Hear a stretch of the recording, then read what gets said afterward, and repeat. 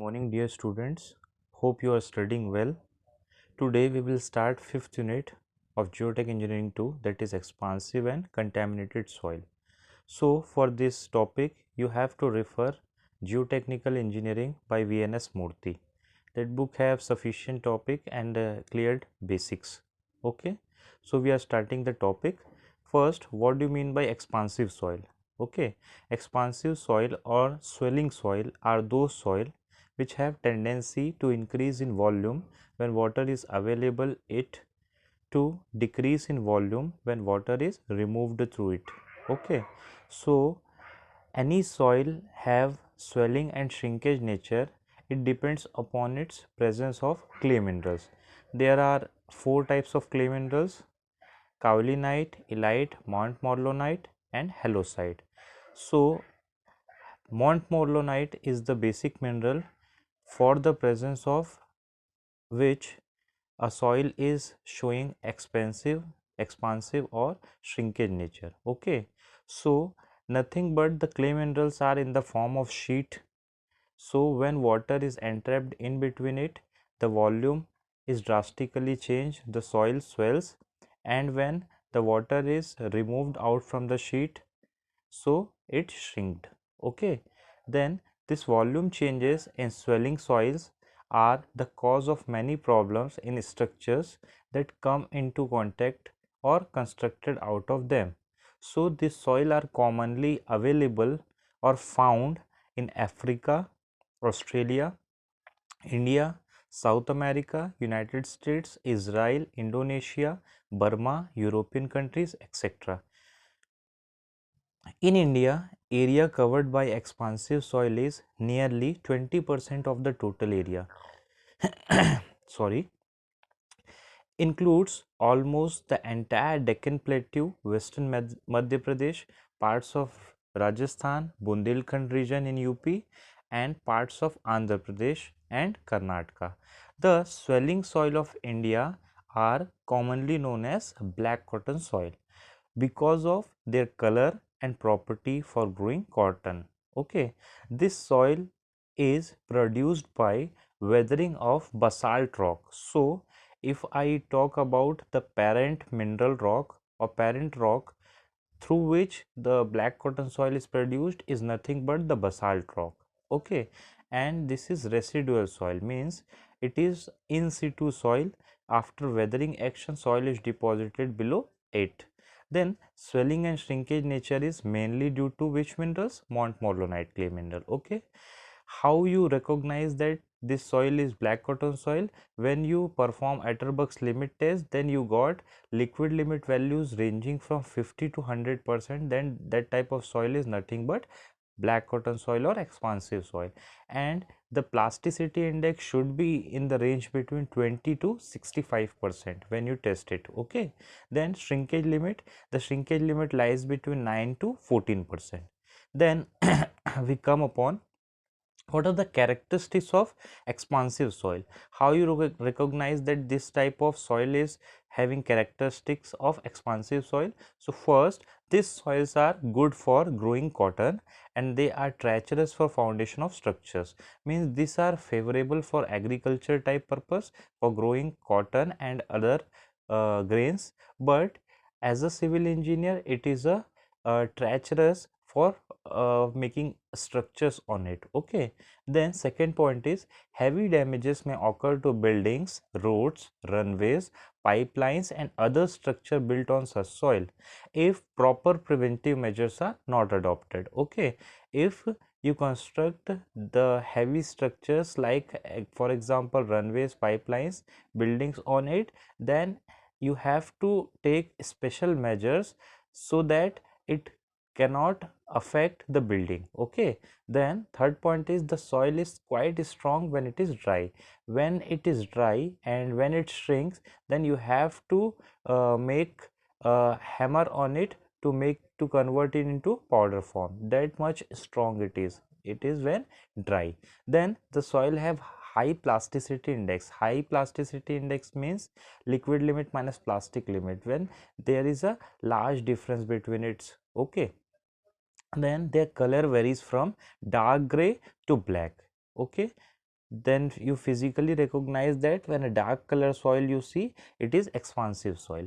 Then the variation in volume of this soil is as much as 20 to 30% of its original volume. Okay, when you test free soil test, it gives you variation in volume. When it lies between 20 to 30%, then it is expansive soil.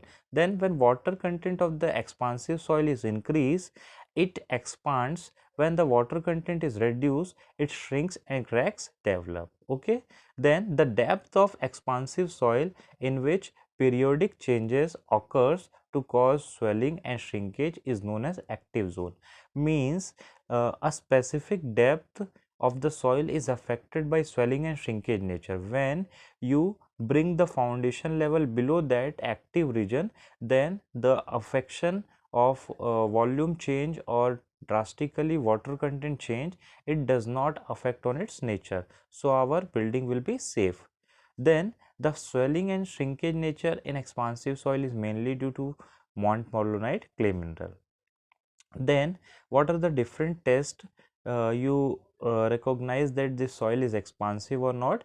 Then first is free soil test. Free soil test means this test is performed by pouring slowly 10 cubic centimeter of dry soil, passing 425 micron sieve into a 100 cubic centimeter graduated cylinder filled with water. The volume of the swelled soil read after 24 hours from the graduation of the cylinder. The free swell value is given by final volume minus initial volume upon initial volume into 100.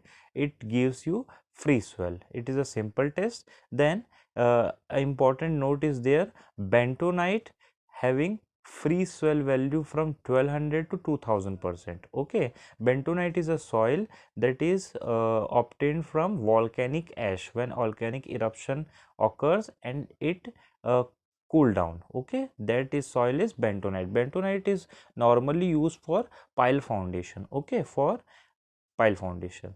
Then differential free soil test. Differential free soil test is a simple test. You have to take two graduated cylinder and you have to take 425 micron passing soil, and in each cylinder you have to take 10 grams of soil. In one cylinder you have to put kerosene oil and in other cylinder you have to put water, distilled water, and after 24 hours you have to measure what is the volume change. Okay, so how you have to measure? Differential free soil is expressed by soil volume in water minus soil volume in kerosene upon soil volume in kerosene into 100. It gives you differential free soil, and differential free soil values is given here. If it comes less than 20%, then it is low expansive soil. If it comes between 20 to 35, it gives moderate expansive soil. Then if it is 35 to 50, that in high expansive soil, and if differential free soil is greater than 50%, that is very high expansive soil. It is taken, this table is taken from IS 2911 part 3 1980. Then swelling potential. Swelling potential is defined as the percentage of swell under a pressure of 66.9 kilonewton per meter square. It is equals to 1 psi. Psi means per pressure per square inches. Okay, surcharge of an laterally unconfined specimen compacted at optimum moisture content to the maximum dry density in the standard AASHTO compaction test, that is modified Proctor test. Swelling potential of a soil can be determined by in laboratory by conducting a test in oedometer or measuring the swell. Then swelling potential can be obtained by the formula Sp is equals to 3.6 into 10 to the power minus 5 into a to the power 2.44 into c to the power 3.44, where Sp is nothing but swelling potential in percentage. A is activity of clay. Activity we have studied in first unit in Geotech 1. It is a ratio of plasticity index divided by what are the fraction of clay minerals. It is C. So C is percentage of clay fraction less than 2 micron by weight.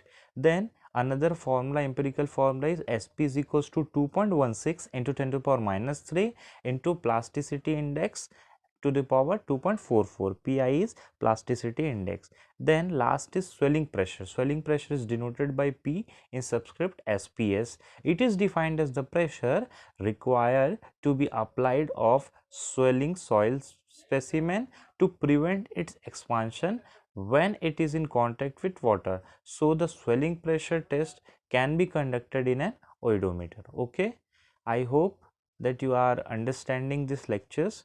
If you have any doubt, then you can contact me on Google Classroom. Thank you so much.